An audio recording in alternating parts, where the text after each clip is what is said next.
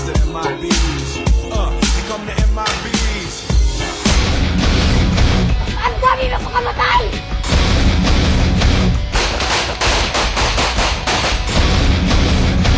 Pasista! Pasista! Ika naman tubig mo yan!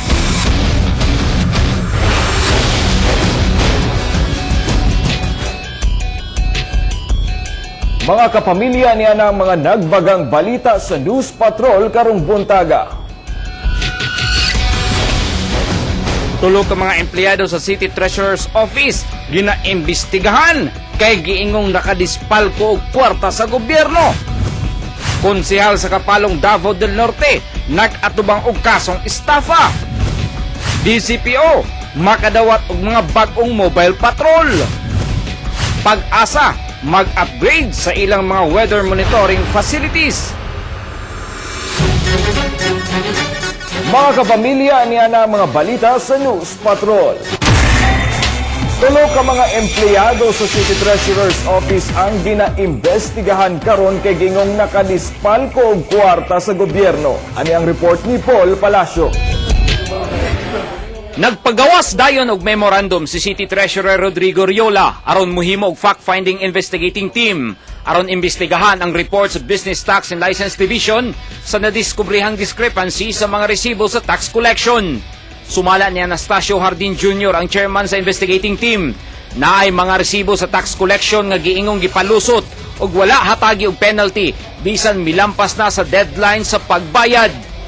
Wala gisulti ni Hardin, pilay na lang bigit nga kwarta. We conducted a fact-finding and that is the very reason why pinatawag ko sila because I want to know kung saan na ba tayo sa investigations. May some discrepancy ba? Dili magtugma ang tax order of payment o ang receipt. Supposed to be penalized na siya pero it appears nga wala yapon sa ma-impose yung penalty. So mura na siya nga kuan. How come nga na yun? So, ginaimbestiga na mo ang sitwasyon karon. Tulo ka mga local revenue officer 1 ang giimbestigahan sa fact-finding team. Wala sab nganli ni Hardin. Kinsa kining tulo nga giingong nagpalusot sa tax collection ug wala girimit ang kwarta. Floating una ang tulo sa ilang mga posisyon samtang nagpadayon ang investigasyon. Wa mi pa kabalo kay kuan man kanang imbestiga pa man mi. Sa karon namong ma-identify tulo. It doesn't mean nga sila tanan murag naay sala o ang resulta sa investigasyon isubmiti sa City Legal Office nga mao'y mo desisyon sa silot batok sa mga local revenue officer. Paul Palacio, ABS-CBN News. Pito ka mga sugarol ang gipangdakop human na aktuhang nagasugal. Ani ang report ni Roderick Salas.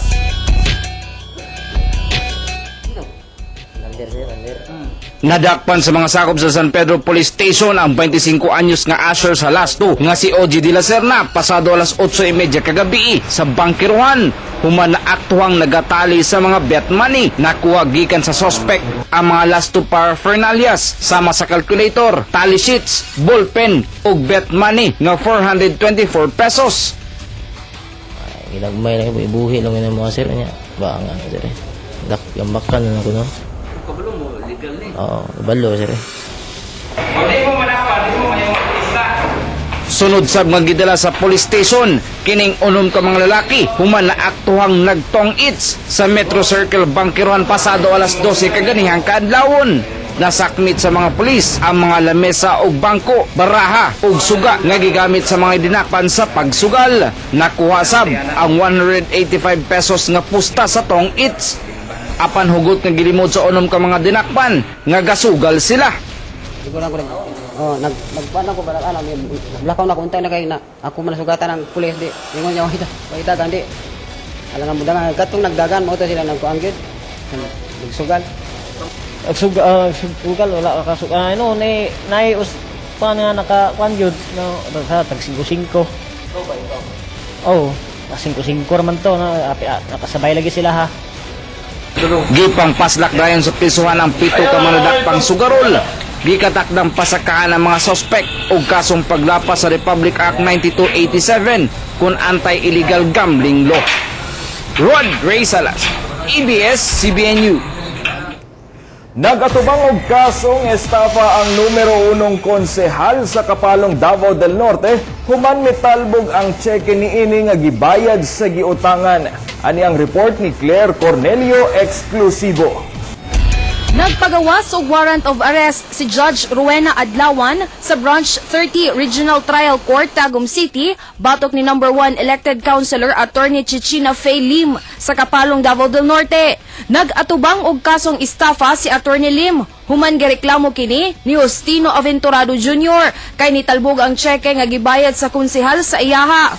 Wala na ma-serve sa kapulisan ang warrant of arrest. Human nga nakapiyansa sa kaso si Lim niadtong Lunes, June 18.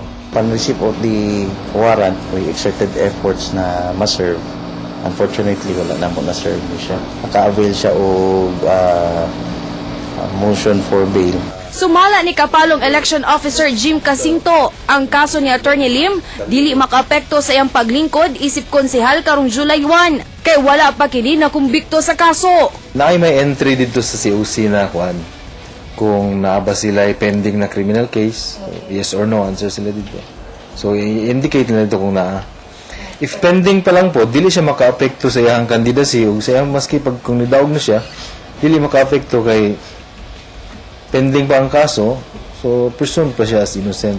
Gisuwayan sa news team nga makuha ang bahay ni Attorney Lim apan nagdumili una siya sa paghatag og komento.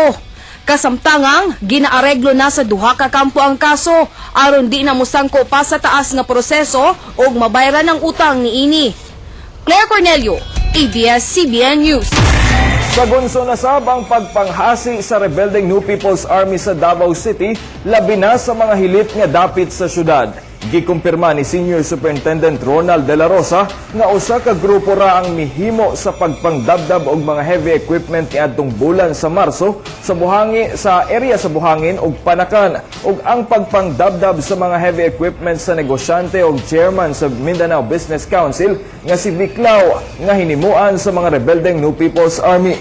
Pero dili pa matumbok ni De La Rosa ang motibo sa pagdabdab sa mga heavy equipment niadtong Miyerkules sa gabi kay walay na dawat nga demand letter sila gikan sa mga rebelde ug nangayo og protection money. Gihangyo ni De La Rosa ang mga negosyante nga makig-alayon dayon sa mga pulis ug galing na ay madawat nga sulat pagpangilkil aron maaksyonan dayon. So, modus operandi nga sa grupo sa NPA nga nagapangsunog. Dili nila mapadayon ang ilang gustong himuon, na-resort nila na lang sila sa criminality o banditry. Kaya wala naman sila i-issue nga pwedeng dalhon, kaya halos na lang kita-address naman sa atong gobyerno. Good news mga kapamilya, kay naanay moabot nga mga bag-ong sakyanan sa mga pulis nga magamit sa pagpatrolya adlaw o gabi. Gikan sa PNP headquarters ang mga sakyanan. Si Rodri Sala sa detalye. Andam permi ang mga pulis sa DCPO nga ma-deploy sa trabaho ug moresponde sa mga mangayo og tabang og police assistance. Pero mas nadasig sila nga mo trabaho kay mupalit og 2,500 ka mga police car ang PNP National Headquarters ug giingong maapil sa mahatagan niini ang Davao City Police. Mas nalipay si Senior Superintendent Ronald De La Rosa kay nagpasalig si Mayor-elect Rodrigo Duterte nga mohatag og dugang sakyanan sa DCPO sa iyang paglingkod isip mayor sa syudad. He promised us na he will be refleeting our mobile patrol units. Kana atong mga unit ihadong alis na ng mga bag-o. So we are happy when we are expecting na maabot na. Ang mobile cars natin dito sa DCPO mga 20. Kung masira yung mga mobile sa stations, dito sa akin kumukuha umiram.